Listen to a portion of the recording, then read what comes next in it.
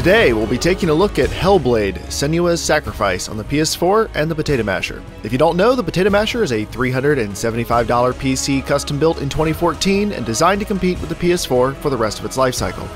The goal is not to pick on consoles, but to show that PC gaming can be just as good or better for the same money. This may also be useful information for anyone gaming on a budget PC who is considering buying this game. You can also check out my test of the game on the Potato Masher Pro, my side project that competes against the PS4 Pro. Okay, let's get to it.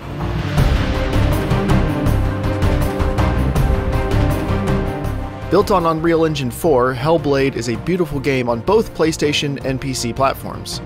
Facial animations rival Naughty Dog's best work, and Senua's character animations are believable if a little stilted like many mocapped games. The PS4 runs the game at 1080p with an uncapped frame rate. This is an odd choice because according to Digital Foundry, the frame rate is usually in the low 30s, so why not just cap at 30? It does occasionally get better than that, but there's a reason developers usually choose to manually limit frame rates to either 30 or 60. The PS4 version does have noticeable judder to it in some scenes. On the Potato Masher, I manually locked the frame rate to 30 FPS and also ran the game at 1080p. At very high settings, the Masher and the PS4 look almost identical with the exception of the slight frame rate discrepancy and ambient occlusion. The Masher has ambient occlusion, the PS4 doesn't appear to. Everything else is essentially the same, from textures and lighting to even texture filtering.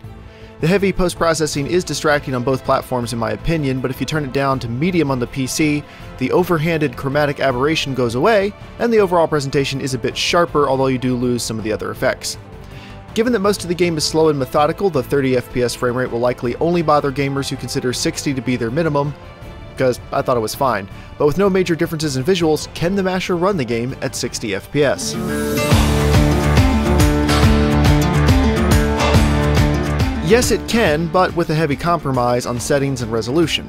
At 720p in low settings, the Masher is able to reliably lock at 60 FPS, still with a few occasional dips that appear to be related to the relatively minimal post-release optimization. While the reduced latency and smoother combat are nice, in my opinion the Masher's hardware just isn't capable of a good 60 FPS experience in this game, and I'd stick to 30.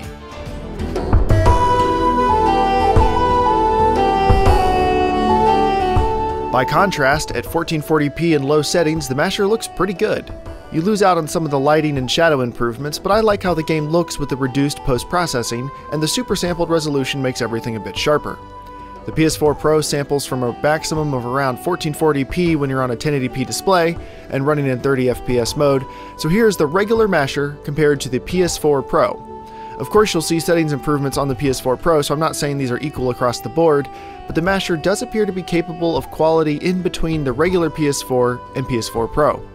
If you own a 1440p monitor, I'd absolutely drop the settings and play at the higher resolution. I know this video is a bit shorter than normal, but there really isn't that much to say.